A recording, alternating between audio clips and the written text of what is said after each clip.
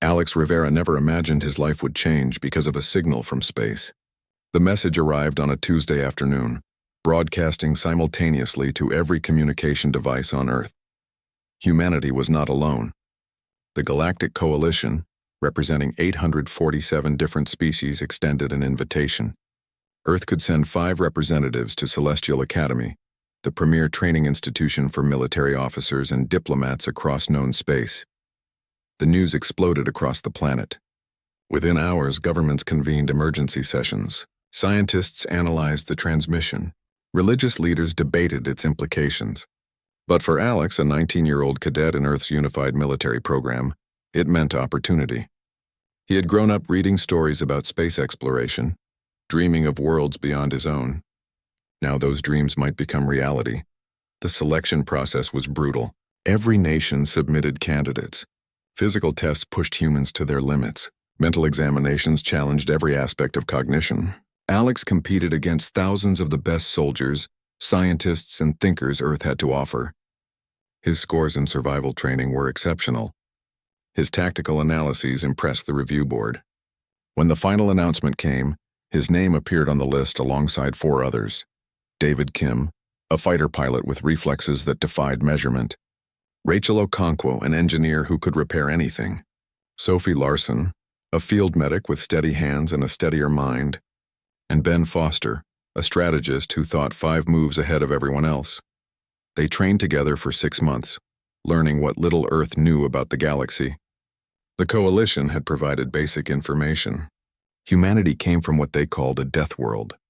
Earth's gravity was 30 to 40% higher than most inhabited planets. Its atmosphere contained oxygen at levels toxic to many species. Predators roamed its surface. Diseases evolved constantly. The Coalition classified only 3% of known species as deathworlders.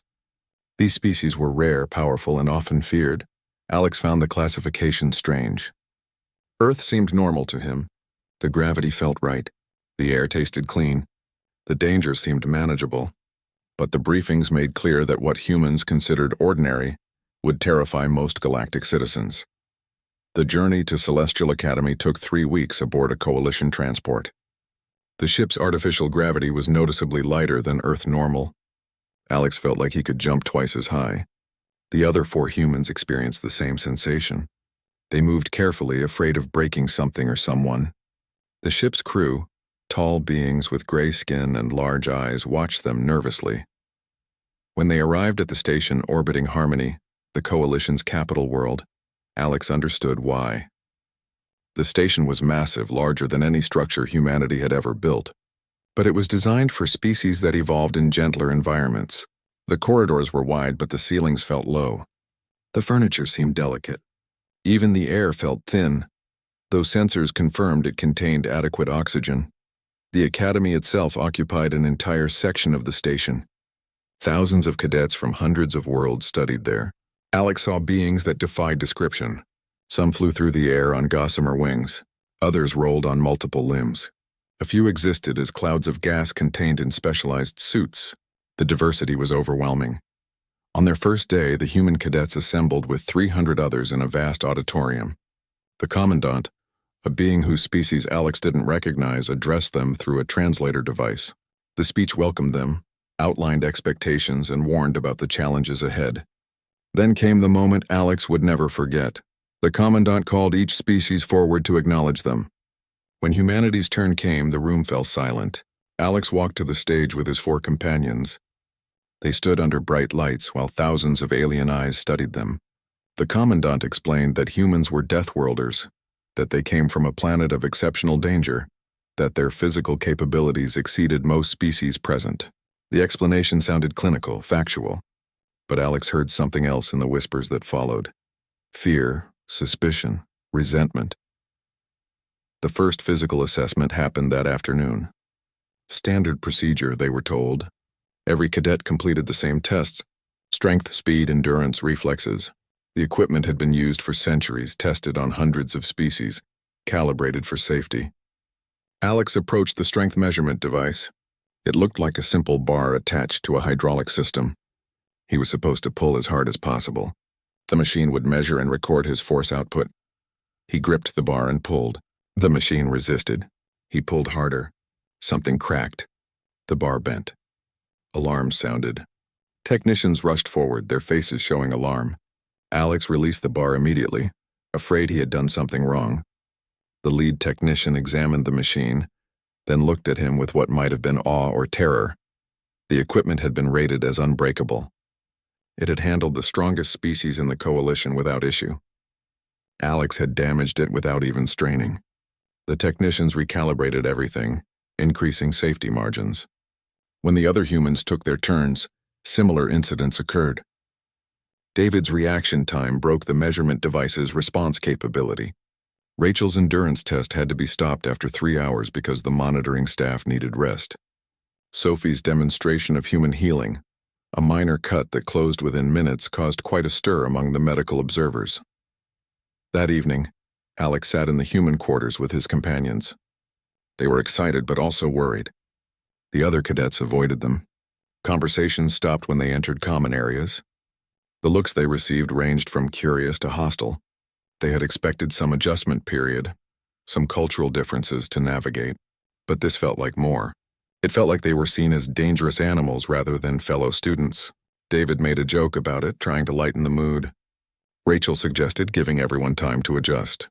Sophie wondered if they should try harder to seem non-threatening. Ben, always analytical, pointed out that perception would only change through consistent positive action. Alex agreed but couldn't shake his concern. They had come to learn, to represent humanity, to prove Earth deserved a place in galactic society. Instead, they had arrived and immediately confirmed everyone's fears about deathworlders. Tomorrow would be their first classes. Real integration would begin. He hoped they could show these people that humans were more than their physical capabilities, that strength didn't equal violence, that deathworld origin didn't mean barbarism. They had to succeed. The alternative meant humanity would remain isolated, forever viewed as too dangerous for civilized company. Academic life at Celestial Academy proved more difficult than any physical challenge. Alex sat in his quantum mechanics class, struggling to understand concepts that other species had learned centuries ago. The instructor, a floating crystalline being named Prism, explained equations that seemed to shift and change even as Alex tried to comprehend them. Around him, cadets from advanced civilizations nodded along, some even looking bored. These species had developed faster than light travel millennia before humans invented the wheel. Humanity's recent arrival to galactic society showed in every classroom. While Alex could handle military strategy and tactical planning, the pure sciences challenged him constantly. Rachel fared better in engineering courses, her natural talent helping her grasp alien technology faster than most. But even she spent nights studying material that other cadets considered elementary. The humans worked 3 times harder than anyone else just to maintain average grades. Alex discovered one advantage during problem-solving exercises. His instructor presented a seemingly impossible scenario: rescue hostages from a compound with multiple defensive systems and unknown enemy numbers. While other cadets calculated optimal approaches using standard military doctrine, Alex suggested something different. Humans had evolved as pursuit predators. Their ancestors tracked prey for days, reading patterns in behavior and environment. That same instinct helped Alex see connections others missed. He proposed using the enemy's own defensive systems against them, creating false signals that would draw guards away from the hostages. The instructor examined his proposal with what might have been surprise. No cadet had suggested that approach in 50 years of running the exercise. Alex's human perspective, shaped by a planet where survival meant outsmarting both predator and prey, gave him tools that book learning couldn't provide. The realization didn't make the academics easier, but it gave him confidence. Humans might be behind technologically, but their minds worked differently. That difference had value. Physical training created different problems. Alex arrived at combat class to find padded mats and protective gear designed for species that could be injured by a strong push. The instructor, a skyborn with beautiful feathered wings, explained sparring protocols. Light contact only. Control and technique mattered more than force. Victory came through points scored, not opponents defeated. Alex understood the reasoning. In a multi-species military, soldiers needed to work together without accidentally harming each other. His first sparring partner was another skyborn named Talon. The avian cadet moved gracefully, his strikes precise but gentle by human standards. Alex tried to match that delicacy. He really did. But human muscle density, bone strength, and reflexes made light contact nearly impossible. His first block sent Talon stumbling. His counterstrike, barely a tap by Earth standards, knocked his opponent down. Talon got up slowly, clearly shaken. The instructor stopped the match immediately. Medical staff arrived within minutes. Talon had a fractured arm and bruised ribs. The injury wasn't serious by human standards. Humans played sports that caused worse damage regularly. But to Skyborn, evolved on a low-gravity world with hollow bones, the damage was significant. Alex tried to apologize, but Talon pulled away from him, fear evident in his large eyes. The other cadets whispered among themselves. The humans were dangerous. They couldn't control their strength. They didn't belong in civilized society. Alex spent the rest of the day feeling terrible. He had hurt someone even though he tried to be careful. That evening, Sophie explained the medical reports to the group. Humans possessed bone density 3 times higher than most species. Their muscles generated force that would be considered superhuman on other worlds. Their pain tolerance meant they could fight through injuries that would incapacitate others. Evolution on a death world had created beings built for survival in harsh conditions. Those same adaptations made humans dangerous to creatures from gentler environments. The situation worsened over the following weeks. David accidentally broke training equipment during pilot simulations. Rachel's grip crushed tools designed to be indestructible. Sophie discovered that human healing factors amazed and disturbed alien medical students in equal measure. When she demonstrated how quickly humans recovered from minor injuries, some observers looked disgusted. The ability to heal so fast seemed unnatural to species where wounds stayed wounds for months. A group calling themselves the Coalition of Concerned Cadets began circulating petitions. They argued that deathworlders presented an unacceptable risk. Academy traditions included competitions and training exercises where cadets from different species worked together. How could anyone feel safe partnering with beings who could accidentally kill them? The petitions gained signatures. Even some instructors seemed sympathetic to the concerns. Alex found unexpected support from an unusual source. Instructor Blackridge was a Dracon, another Deathworld species. The reptilian warrior stood nearly 8 feet tall with scales like armor and claws that could tear metal. He had graduated from the academy 40 years earlier and returned as an instructor after a distinguished military career. Blackridge called Alex to his office one evening. The older warrior explained that he had faced similar challenges. Draken were feared throughout the galaxy. Their reputation as brutal fighters preceded them everywhere. Blackridge had worked for decades to show that strength didn't equal savagery, that Deathworld origin didn't determine character. He offered to train Alex and the other humans privately, teaching them control techniques that worked for high-strength species. The training was grueling. Blackridge pushed them to understand their own capabilities better. He taught them to move with precision, to gauge force with accuracy, to recognize the difference between Earth normal exertion and galaxy normal. Alex learned to pull his punches, to adjust his strength for different situations, to work with fragile beings without endangering them. The lessons were humbling but necessary. Meanwhile, the Academy announced its annual event, the Gauntlet. Every year, first-year cadets formed mixed-species teams to compete in a month-long survival and combat simulation. Success in the Gauntlet brought prestige. Failure meant remedial training and social stigma. More importantly, the Gauntlet forced cadets from different worlds to work together, building the cooperation necessary for future military service. Alex expected to team with other humans, but Academy rules required diverse teams. He found himself assigned to work with Lyra, a 4-armed native of Harmony, Prism, the crystalline being from his quantum mechanics class, and Whisper, a nebulite who existed as sentient gas within a containment suit. The team represented 4 completely different evolutionary paths. They had nothing in common except their status as cadets. The first team meeting was awkward. Lyra admitted she had signed the petition against humans. She feared Alex might hurt her accidentally. Prism remained neutral but cautious. Whisper simply observed, their emotions unreadable through their containment suit. Alex understood their concerns. He would have felt the same if the situations were reversed. But he also knew this was his chance to prove humans could work with others. could contribute without dominating, could be trusted. He suggested they start by understanding each other's capabilities. Lyra demonstrated her species' advantage in manipulation tasks, using her forearms with impressive coordination. Prism explained how their crystalline structure allowed them to interface directly with certain technologies. Whisper showed how they could slip through tiny spaces and analyze atmospheric conditions with extraordinary precision. Then Alex explained human advantages: endurance, pattern recognition, adaptability, and yes, physical strength when needed. The team developed a strategy for the gauntlet that used everyone's abilities. They would face 50 other teams in a simulated hostile environment. Resources would be scarce. Threats would be numerous. Victory required more than combat skill.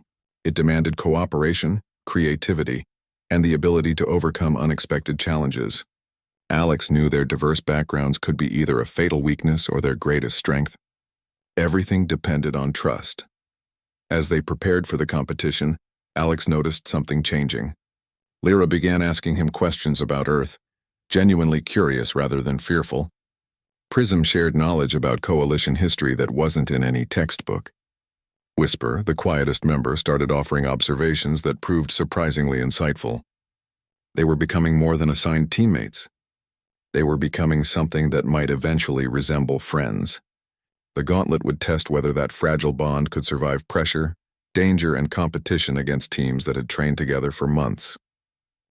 The simulation began at dawn with all 50 teams scattered across a virtual landscape designed to kill them.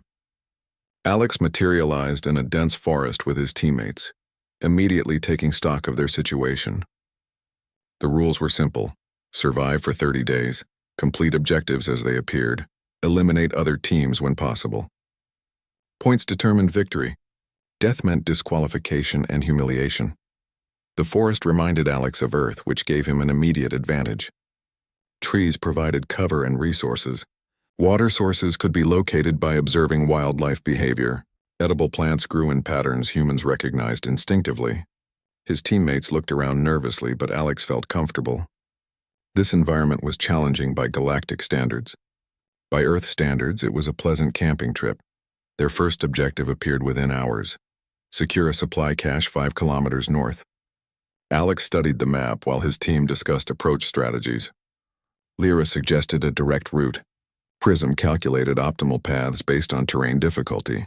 Whisper proposed waiting to see if other teams would trigger traps first. Alex considered all suggestions, then offered a different approach. They would move perpendicular to the direct route, using natural terrain to mask their presence, approaching the cache from an unexpected direction. The strategy worked. They reached the cache without encountering other teams and found medical supplies, tools, and a device that provided bonus points. More importantly, they identified 3 ambush positions other teams had prepared along the obvious approach route. Alex filed that information away. Knowing where enemies waited was as valuable as any supply. Over the next week, their team developed a rhythm. Lyra's forearms made camp construction and resource gathering efficient. Prism's ability to interface with technology let them hack objective markers before other teams arrived. Whisper scouted ahead, their gaseous form slipping through spaces solid beings couldn't navigate. Alex coordinated everything, his predator instincts helping him predict where threats would emerge. The other teams noticed them. Whispers spread through the simulation about the humans' team. They moved like ghosts, appearing where least expected. They avoided direct confrontation but struck decisively when they chose to engage. Their tactics seemed chaotic to species raised on formal military doctrine, but they were brutally effective. Teams that tried to ambush them found their traps turned against them. Groups that pursued them exhausted themselves chasing phantoms. Alex drew on everything he had learned about guerrilla warfare. Humans had fought each other for millennia before reaching space. They understood psychological operations, asymmetric tactics, and the value of unpredictability. These concepts were foreign to species whose conflicts followed ritualized patterns or whose wars were fought by automated systems. Alex's team used that unfamiliarity as a weapon. By day 15, they had accumulated more points than any team in Gauntlet history. They had completed 7 major objectives, eliminated 12 teams, and hadn't lost a single engagement. Their success attracted attention beyond the simulation. Instructors monitored their progress with interest. Academy administrators debated whether their tactics violated the spirit of the competition. Other cadets watched feeds showing their operations, trying to understand how such a diverse team achieved such coordination. The truth was simpler than anyone guessed. They succeeded because they trusted each other. Lyra had overcome her fear of Alex's strength, recognizing that he controlled it carefully. Prism valued Alex's creative thinking, which complemented their logical approach. Whisper appreciated that Alex listened to everyone's input before making decisions. Alex, in turn, had learned that leadership meant using each team member's strengths rather than imposing his own solutions. Their greatest challenge came during the final week. The simulation introduced a new element, a fortress occupied by automated defenses that no team had ever conquered. Capturing it would grant enough points to guarantee victory, but attempting and failing would mean elimination. The defending systems were state-of-the-art coalition military technology. Sensors covered every approach. Weapons tracked any movement. The fortress had been designed to be impregnable to teach cadets that some objectives weren't worth the cost. Alex studied the fortress for 2 days. His teammates thought he was planning an assault. Instead, he was looking for assumptions. The fortress defenses were sophisticated, calibrated for known threats. But they were also old, designed when humanity was still isolated on Earth. Alex wondered if they accounted for beings who evolved dodging actual predators, rather than simulated ones. His plan was insane by every military standard. They would approach during a rainstorm when sensors were less effective. Whisper would infiltrate through the ventilation system, something the designers never imagined because most species required specific atmospheric conditions. Once inside, Whisper would trigger a false alarm in the eastern sector. The defenses would recalibrate to meet that threat. In that moment of reorientation, Lyra would scale the western wall using climbing techniques from her low-gravity homeworld. Prism would interface with the fortress systems through an external maintenance port, and Alex would do the impossible. He would run across an open killing field, using human speed and endurance to reach the main entrance before automated weapons could track and target him. The plan worked, because it shouldn't have. Whisper infiltrated perfectly. The false alarm drew defensive attention exactly as predicted. Lyra reached the wall and began climbing. Prism connected to the maintenance port and started hacking. Then Alex ran. He sprinted across 200 meters of open ground while weapons swiveled and fired. Projectiles missed because their targeting systems couldn't believe anything could move that fast without mechanical assistance. Energy beams tracked behind him as he zigzagged, human agility letting him change direction faster than the systems could compensate. He reached the entrance, planted the breaching charge Rachel had designed, and blew the door. Inside, he fought through automated defenders using tactics no galactic military would teach. He slid under weapons fire using his lower profile. He jumped over barriers meant to be impassable. He endured hits from weapons set to non-lethal levels that would have dropped most species but only bruised him. Within 10 minutes, he reached the control center and disabled the defenses. The simulation ended. Their team stood in the fortress courtyard while the scoreboards updated. They had won with a point margin larger than the previous record. But instead of celebration, Alex felt exhausted. The victory proved humans could compete at galactic levels, but it also reinforced the Deathworlder image. He had succeeded by being strong, fast, and tough. Those were the qualities that made other species fear humans. The Academy administration called a tribunal, not because the team cheated, but because other cadets protested. The winning tactics had been too violent, too aggressive, too human. Teams that lost claimed the competition was unfair when one species possessed such overwhelming physical advantages. Talon, the skyborn prince who had been Alex's first sparring victim, led the protests. He argued that allowing Deathworlders to compete alongside Garden World species destroyed the level playing field the gauntlet was meant to provide. The tribunal took place in front of the entire academy. Alex stood with his teammates defending their victory. He explained that they succeeded through teamwork, not individual power. He pointed out that Whisper's infiltration was as crucial as his sprint. Lyra's climbing ability mattered as much as his endurance. Prism's technical skills were essential to their success. Yes, he was strong and fast, but those advantages meant nothing without teammates who could use them strategically. Instructor Blackridge testified on their behalf. The Draken warrior spoke about the difference between violence and controlled aggression, between strength and brutality. He explained that Deathworlders weren't dangerous to their allies, only to their enemies. The Coalition needed soldiers who could survive hostile conditions, who could think creatively under pressure, who could function when everything went wrong. Humans demonstrated all those qualities. The tribunal deliberated for 3 hours. When they announced their decision, the auditorium fell silent. The victory would stand. The team had followed all rules. Their tactics, while unconventional, were legitimate. However, future gauntlets would be recalibrated to account for species with enhanced physical capabilities. The tribunal recognized that humanity brought new elements to the academy, elements that challenged existing assumptions about warfare and training. Alex felt relief, but also frustration. They had won, but the response was to change the rules. Humans would always be measured differently, always viewed through the lens of their Deathworld origin. As he left the tribunal with his teammates, Lyra put one of her hands on his shoulder. She told him that victory meant more than points or recognition. They had proven that different species could work together despite fears and prejudices. They had shown that strength didn't preclude cooperation. That message mattered more than any trophy. Second year at the academy began with news that changed everything. Intelligence reports arrived from the outer territories describing a new threat. The collective, a hive mind species, had emerged from unexplored space and begun consuming everything in their path. 12 minor civilizations had already fallen. Entire planets stripped of resources and population. The absorbed species lost all individuality, becoming extensions of a single vast consciousness. The academy transformed overnight. Training schedules intensified. Combat simulations incorporated scenarios based on collective tactics. Instructors who had seemed academic became harder, pushing cadets to prepare for real war rather than theoretical exercises. Alex and his fellow humans adapted quickly. Earth's history was filled with existential conflicts. They understood the urgency in ways that species from peaceful worlds struggled to grasp. Academy officials reviewed humanity's military doctrines with new interest.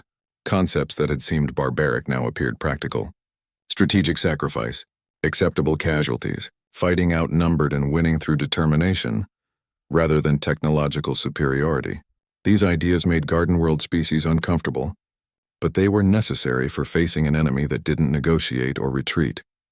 Rachel worked with coalition engineers, applying human problem-solving to defensive systems. She suggested redundancies that seemed inefficient until someone realized they would keep weapons functioning, even when primary systems failed. David trained pilots in aggressive flying techniques that broke every safety regulation, but might save lives when fighting overwhelming numbers. Sophie taught combat medicine to students who had never imagined treating injuries worse than broken bones. Ben analyzed collective attack patterns, finding weaknesses in their seemingly perfect coordination. Alex found himself teaching tactical courses to second-year cadets. He explained guerrilla warfare, asymmetric tactics, and the psychology of fighting an implacable enemy. Some students embraced the lessons. Others looked disturbed by the brutal efficiency of human warfare. But everyone recognized that the old ways wouldn't work against the collective. You couldn't negotiate with a hive mind. You couldn't intimidate an enemy that felt no fear. You could only fight with everything you had and hope it was enough. The call came during third year. Alex was assigned to the Starlight Defender, a coalition cruiser patrolling the border regions. Real military service, not training exercises. He boarded with mixed feelings. This was what he had trained for. But it also meant his academy days were ending. He had made friends, earned respect, begun to find his place in galactic society. Now he was heading toward actual combat.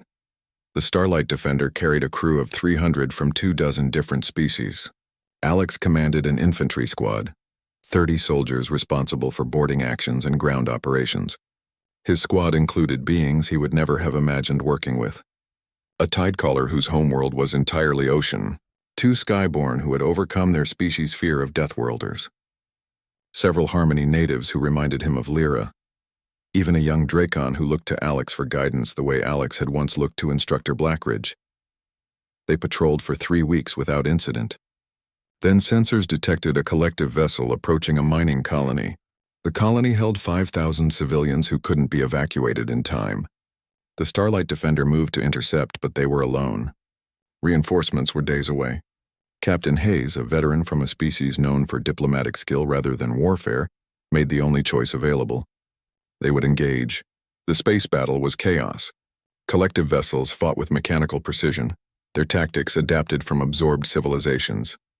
The Starlight Defender had better technology but worse numbers. Energy beams scorched across the void.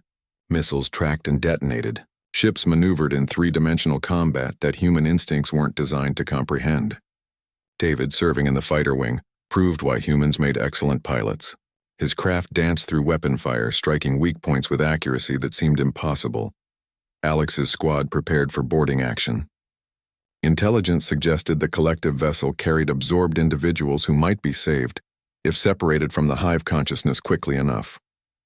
It was a desperate hope, but the only alternative was watching those people lost forever. The plan called for his squad to breach the enemy ship, fight to the central processing core, and disable the connection to the hive mind. They launched in boarding pods that slammed into the collective vessel's hull and burned through armor plating. Alex led his squad into corridors that seemed wrong, geometry that hurt to observe. The collective didn't build for individual comfort. Their ships were efficient machines where absorbed beings served as components in a vast system. They encountered resistance immediately.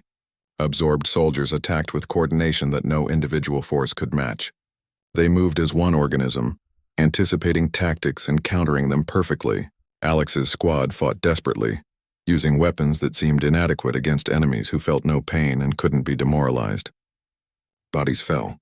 His people, beings he had trained with, shared meals with, learned to trust. Each loss burned, but there was no time for grief. Only the mission mattered. Whisper saved them. The nebulite slipped ahead. Their gaseous form invisible to collective sensors, they found a path through ventilation systems, guiding the squad around the heaviest defenses. Alex marveled at how his friend's unique nature made the impossible possible. The galaxy's diversity wasn't just philosophical principle. It was tactical advantage. They reached the processing core after 30 minutes that felt like hours. The chamber was vast, filled with technology Alex didn't understand. Absorbed beings stood motionless, their eyes empty, their minds lost to the hive. Prism, who had volunteered for the mission, interfaced with the core systems. Their crystalline structure could handle data flows that would overwhelm organic minds. They worked desperately, searching for the disconnect command. The collective became aware of them. Every absorbed being in the ship converged on their position. Alex's squad formed a defensive perimeter, buying time with their lives. He fought beside soldiers from a dozen worlds, all of them facing death together. Species that had feared humans, that had petitioned for their removal from the academy, now stood shoulder to shoulder with him against a common enemy. Prism succeeded. The disconnect cascaded through the ship's systems. Absorbed beings collapsed as the hive mind released them. Some would recover. Others had been connected too long. Their individuality eroded beyond repair. But hundreds were saved. The victory came at terrible cost. Whisper had been caught in an energy discharge while scouting. Their containment suit ruptured. They dispersed before anyone could help, their consciousness scattering into vacuum. Alex had lost his friend.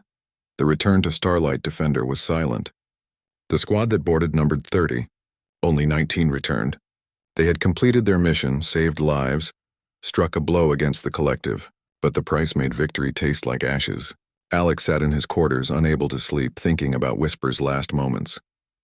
The nebulite had never shown fear. They had volunteered knowing the risks, but that knowledge didn't ease the pain of loss. Sophie found him hours later.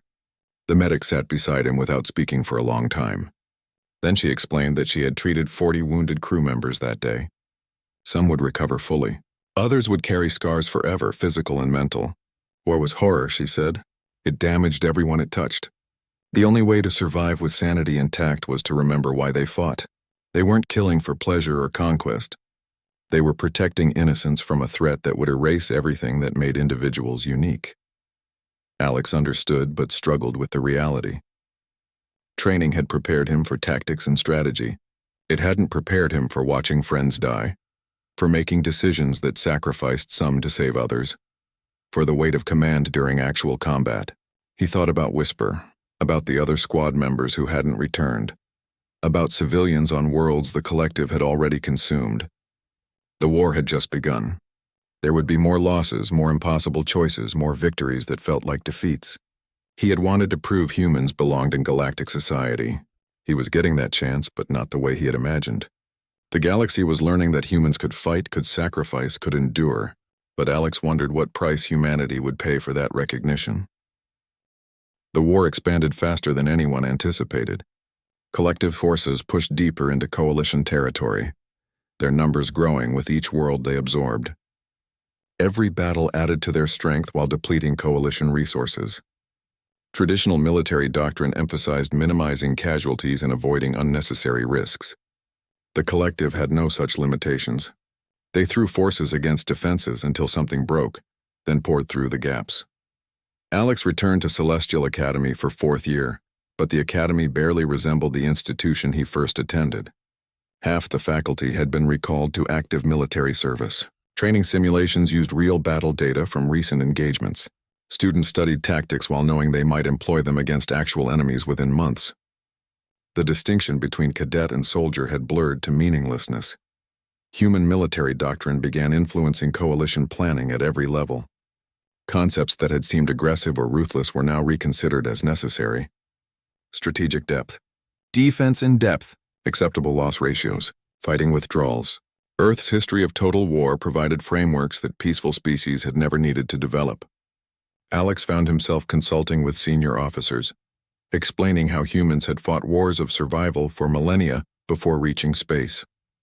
He also noticed something changing in how others viewed humans. The fear remained but was accompanied by respect.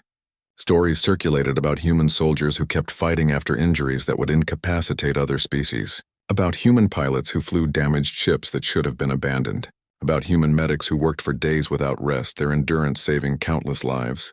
The Deathworlder label hadn't disappeared, but its meaning was shifting. Dangerous to enemies rather than dangerous to everyone. The crisis came during his final semester. A major collective offensive threatened Haven's Reach, a mining colony supplying rare materials essential for ship construction. Losing the colony meant losing the ability to replace coalition fleet losses. High Command ordered it held at all costs. Alex, now holding the rank of commander despite his youth, was assigned to lead the defense. 200 soldiers from 30 species would be under his command. The garrison already present numbered another 800. Against them, collective forces estimated at 10,000 and growing. Haven's Reach was a nightmare to defend. The colony sprawled across a landscape of canyons and plateaus, designed for mining efficiency rather than military security. Civilian population numbered 15,000, mostly families of miners who couldn't be evacuated in time. Alex had 3 days to prepare before the collective arrived. 3 days to turn a mining colony into a fortress. 3 days to teach civilians and soldiers alike how to survive what was coming. He divided responsibilities among officers he trusted. Rachel oversaw engineering, turning mining equipment into improvised weapons and fortifications. David commanded the small fighter wing assigned to the colony, 9 ships against overwhelming numbers. Sophie established field hospitals and trained civilian volunteers in basic medical care. Ben coordinated sensor networks and communication systems, giving them eyes across the entire battlefield. Alex handled overall strategy and the impossible task of maintaining morale. The collective arrived exactly when intelligence predicted. Their ships filled orbit, blocking any escape or reinforcement. Landing craft descended in waves, disgorging absorbed soldiers who advanced with mechanical precision. Alex watched from the command center, recognizing the tactical challenge.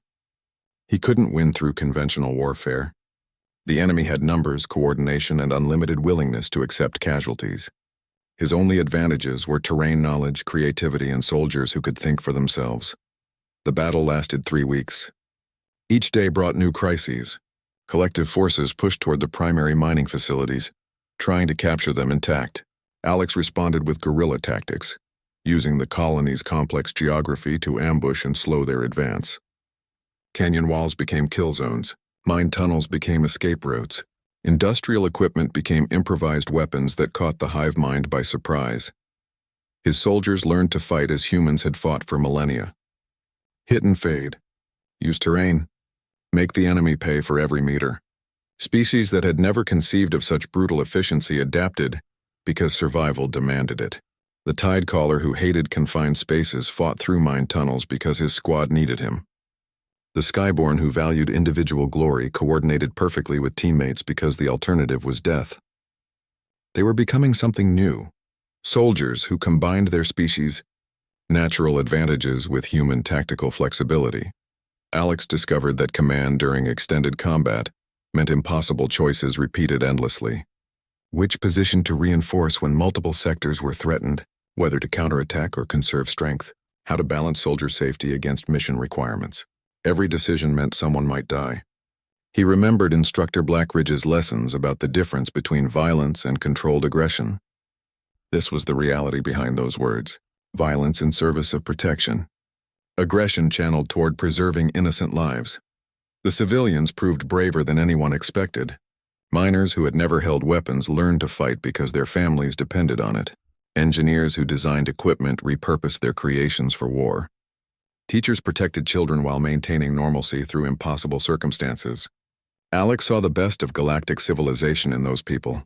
Diverse species working together because unity was their only hope. 2 weeks into the siege, reinforcements arrived. Not the fleet that had been promised, but a single heavy cruiser commanded by Captain Hayes. The Starlight Defender had been patrolling nearby when distress signals reached them. Hayes disobeyed orders to hold position, betting his career and ship on reaching Haven's Reach before it fell. The cruiser's arrival shifted the orbital balance just enough. David's fighters, resupplied and reinforced, began winning the space battle. But ground combat continued. The collective adapted to every tactic Alex employed. They learned from each engagement, their hive mind processing information across thousands of absorbed soldiers. Alex found himself in a strategic chess game against an opponent who never made the same mistake twice.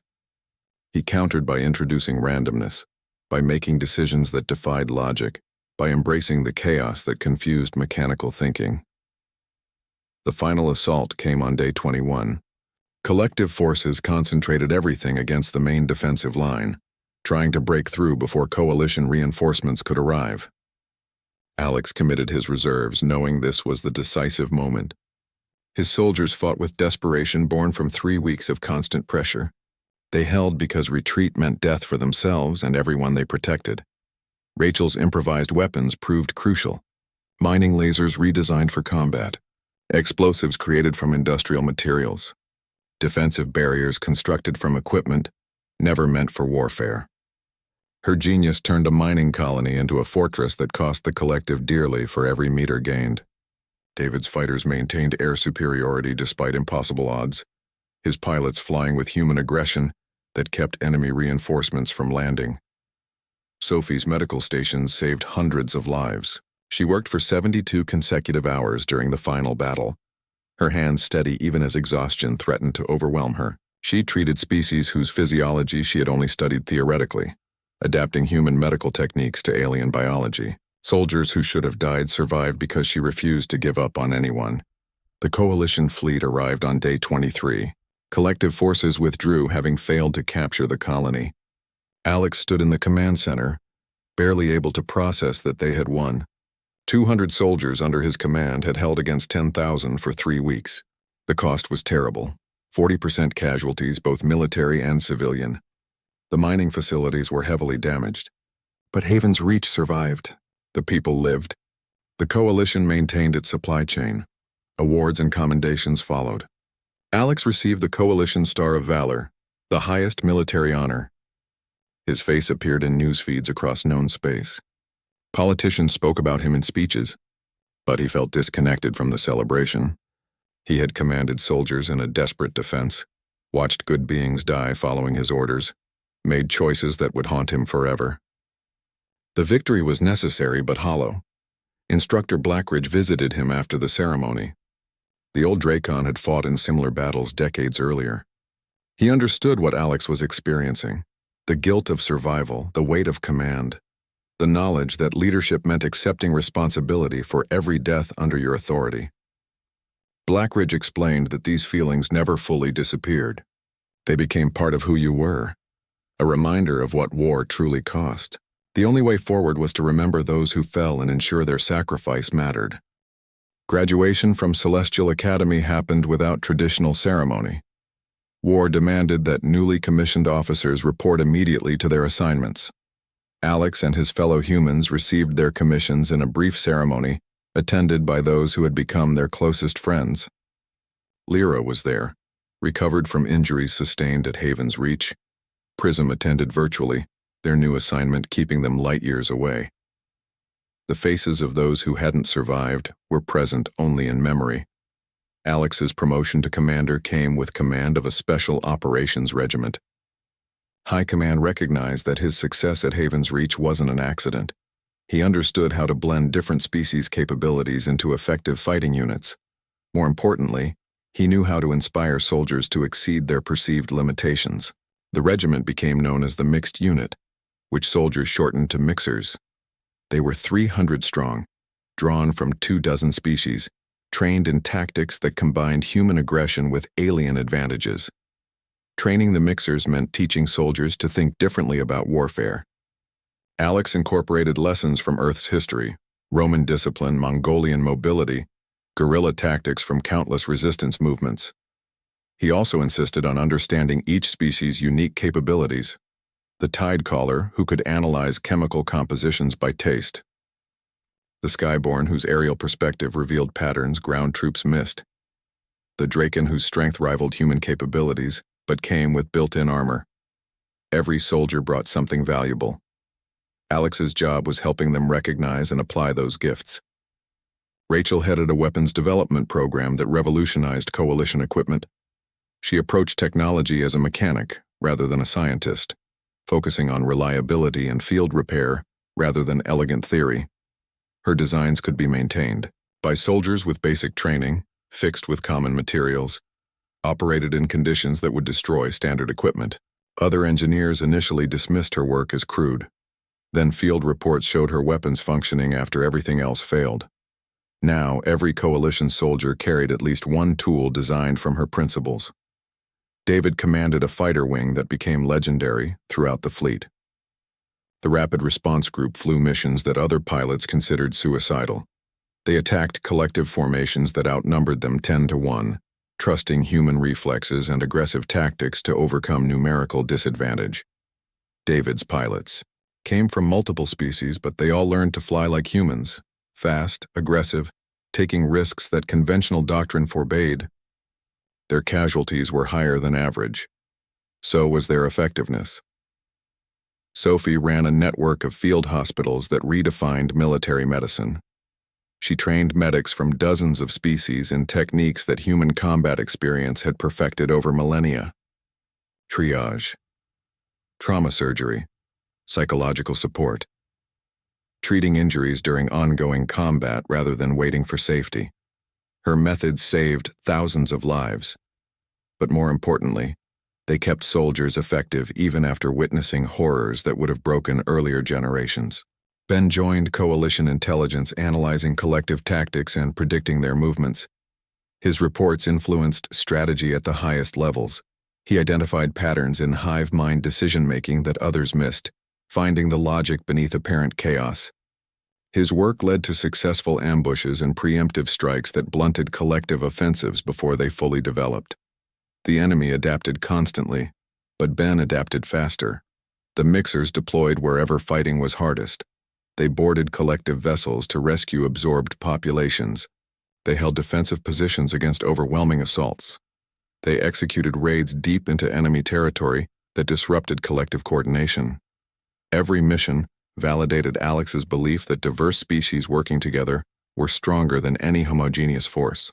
The hive mind was powerful, but it thought in one way.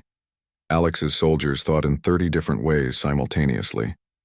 Lyra joined the Mixers after recovering from her injuries. She had changed during the war. The tentative, fearful cadet who once signed petitions against humans had become a warrior who understood that strength served those who wielded it responsibly. She commanded a company within the regiment, and her soldiers would follow her anywhere. Her relationship with Alex deepened from friendship into something more profound. They understood each other in ways that didn't require words. The war reached its climax when Coalition intelligence located the collective's central nexus. Every hive mind needed a core, a place where the primary consciousness resided. Destroying it wouldn't eliminate the collective, but it would fragment their coordination, breaking one vast intelligence into thousands of smaller, manageable pieces. High Command planned the largest military operation in Coalition history. 10,000 ships, 2 million soldiers, a single objective that would determine the war's outcome. Alex's regiment was assigned to the ground assault. They would land on the Nexus world, fight through collective defenses and destroy the core facility. Simple to state, nearly impossible to achieve. The collective would defend their heart with everything they possessed. Every absorbed soldier, every available weapon, every tactical advantage their accumulated knowledge provided. The mixers would face the hive mind's full fury. The battle began with an orbital bombardment that lasted 3 days. Coalition ships hammered defensive installations, trying to create openings for ground forces. The collective responded with weapons taken from absorbed civilizations, technologies the Coalition had never encountered. Ships burned on both sides, the void filled with debris and expanding clouds of gas that had once been living beings. Alex landed with the first wave. His regiment hit the surface in drop pods that punched through anti-aircraft fire and atmospheric turbulence. They secured a beachhead while behind them. Transport ships delivered tanks, artillery, and the mass of soldiers necessary for the main assault. The collective counterattacked immediately. Absorbed soldiers poured from underground bunkers, moving with coordination that made them nearly impossible to outmaneuver. The advance toward the Nexus took 4 days and cost half the attacking force. Alex led from the front, inspiring soldiers through personal example rather than distant commands. They saw him fighting beside them, sharing their dangers, bleeding when weapons found their mark. Other officers led from command centers, coordinating through technology.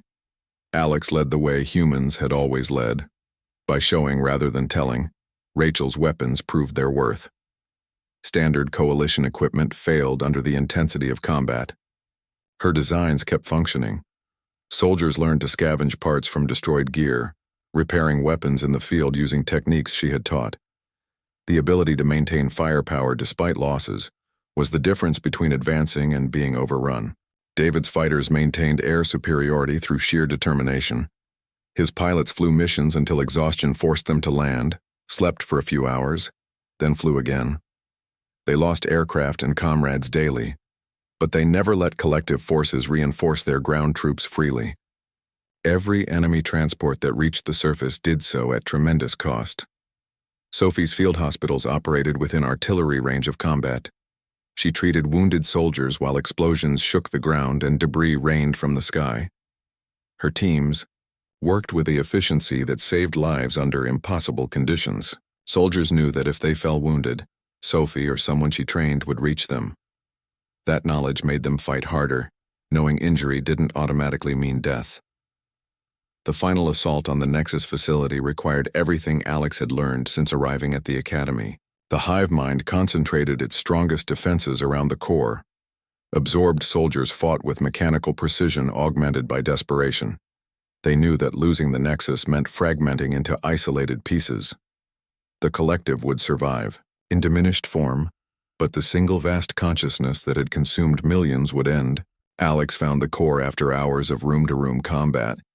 The chamber was vast, filled with organic technology that pulsed with life.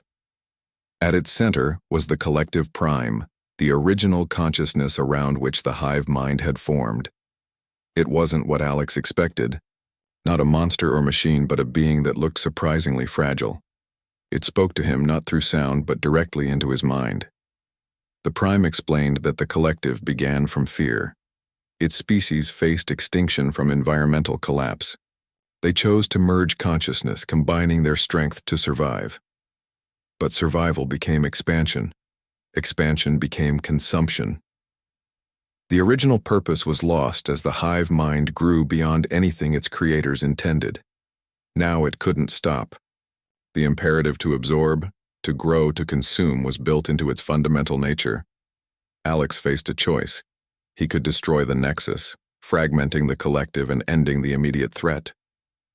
Or he could try something unprecedented, Negotiate. Offer coexistence.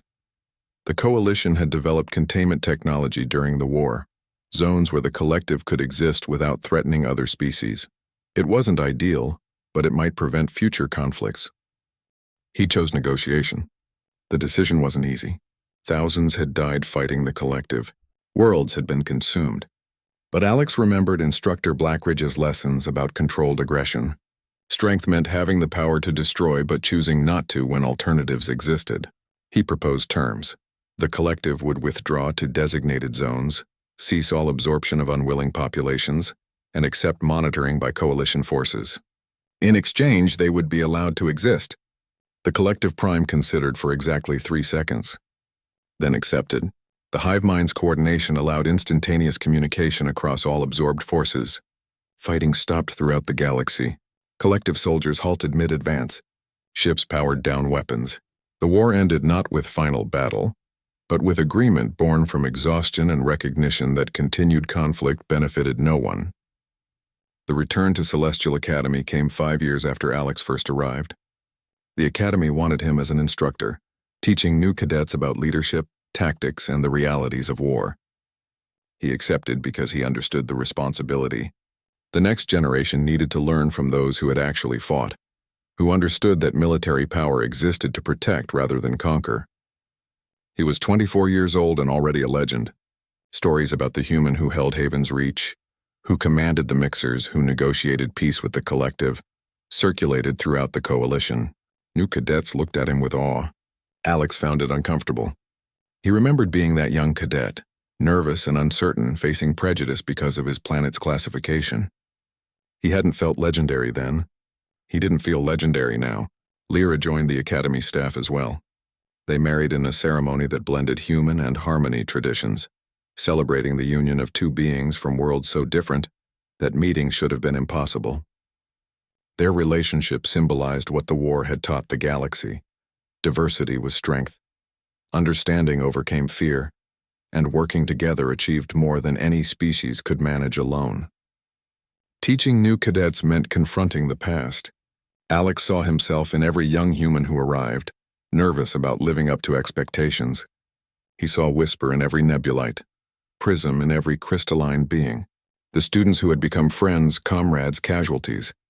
Their memory informed everything he taught. War wasn't glorious. Leadership wasn't easy. Strength without wisdom was just violence. These lessons came from experience paid for in blood. 20 years passed. Alex was now a general, commanding coalition forces across an entire sector. The Mixers had become a standard model, with mixed species regiments serving throughout the military. Human tactical doctrine was taught alongside traditional coalition methods. Earth was no longer the mysterious Deathworld but a full member of galactic society. 500 human cadets attended the academy each year. The prejudice that had marked Alex's arrival had faded, replaced by respect earned through sacrifice and service. Looking back, Alex understood that his journey from cadet to legend wasn't just personal. It was humanity's journey from isolation to integration. Every challenge he faced, every battle he fought, every decision he made helped prove that Deathworlders could be trusted allies rather than feared threats. The classification remained, but its meaning had evolved. Deathworld origin now implied strength, resilience, and the ability to survive conditions that would destroy others, valuable traits in a galaxy that held countless dangers. The final ceremony of his career came when he retired from active service. The Coalition awarded him their highest civilian honor for a lifetime of service. Representatives from 847 species attended. Some were old friends. Others were beings whose worlds he had helped protect. They gathered to honor not just his accomplishments but what they represented. Proof that diversity made civilization stronger, that cooperation could overcome any challenge, that a young human from Earth could change the galaxy. Alex stood before them, feeling the weight of years and experiences. He thought about that first day at the academy, when he broke testing equipment and confirmed everyone's fears about Deathworlders. He thought about the gauntlet, about battles too numerous to count, about friends lost and victories that never felt complete. He thought about the cadets he had trained who now commanded their own forces. His legacy wasn't the battles won or the honors received. It was the understanding he helped create, that being different wasn't dangerous unless fear made it so. In his retirement speech, Alex told them that humanity's greatest contribution to the coalition wasn't military strength or tactical innovation. It was the example that outsiders could become insiders, that the feared could become friends, that what seemed like weakness could reveal itself as hidden strength. Every species in the coalition had something unique to offer. The challenge was creating a society where those differences were celebrated rather than suppressed, where diversity was recognized as the foundation of resilience rather than a source of division. The standing ovation lasted 5 minutes. When it ended, Alex stepped down from the podium and walked among beings from hundreds of worlds. They thanked him, shared stories, expressed gratitude for things he had barely remembered doing. Each interaction reminded him why the struggle had been worthwhile. The galaxy was safer, more unified, more willing to embrace the strange and unfamiliar. That was worth everything it cost. That evening he sat with Lyra on the observation deck watching stars drift past. She asked if he had any regrets. He considered the question seriously. Regrets about individual decisions, certainly. Choices that led to casualties, opportunities missed, words spoken in anger or haste. But regrets about the overall journey? No, he had helped humanity find its place among the stars. He had proven that deathworlders could be more than their classification suggested.